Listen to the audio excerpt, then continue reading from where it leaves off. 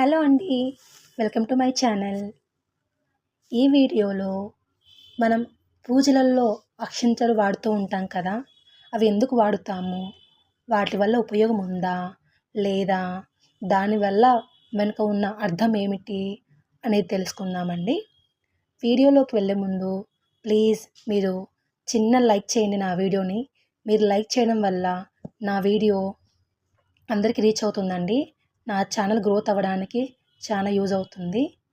Okay, late చేయకుండా వీడియోలోకి వెళ్దామండి. అక్షింతలని ఆశీర్వచనాలకు పూజలో ఎందుకు వాడుతారు? ఆశీర్వచనానికి అక్షింతలకి సంబంధం ఏమిటి? చాలా ధాన్యాలు ఉన్నాయి, అయినా అక్షింతలు ఎందుకు చల్లాలి? వేరే వాటిని చల్లొచ్చు కదా! మరి పసుపుతో కలిపిన బియ్యమే ఎందుకు చల్లాలి? అక్షింతల వల్ల ఉపయోగం ఉందా అనే ప్రశ్నలు కూడా నిజమే కదా. సర్వసాధారణంగా శిశువు జన్మించినప్పుడు పురిటి స్నానం చేయించిన రోజు నుంచి ప్రతి శుభ సందర్భంలోనూ ఆశీర్వదించినప్పుడు తల మీద అక్షింతలు చల్లుతారు. బియ్యం అనేది చంద్రుడికి కారకం. మన కారకో ఇది చంద్రః అని అంటే చంద్రుడు మనస్సుకి కారకుడు. అంటే మనస్ఫూర్తిగా ఇచ్చే ఆశీర్వచనానికి చిహ్నమే బియ్యం. బియ్యంలో కలిపే పసుపు గురువుకి కారకం. గురువు శుభగ్రహం.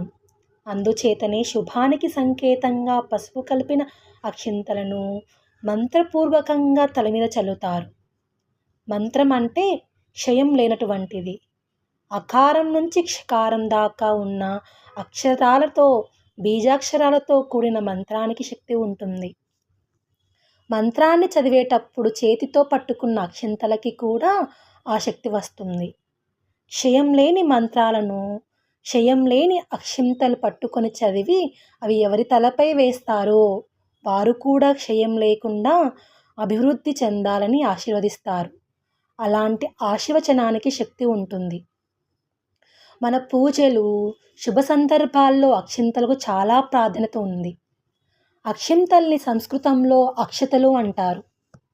ఏ పూజ చేసినా దేవుని వద్ద అక్షింతలు ఉంచి మధ్య మధ్యలో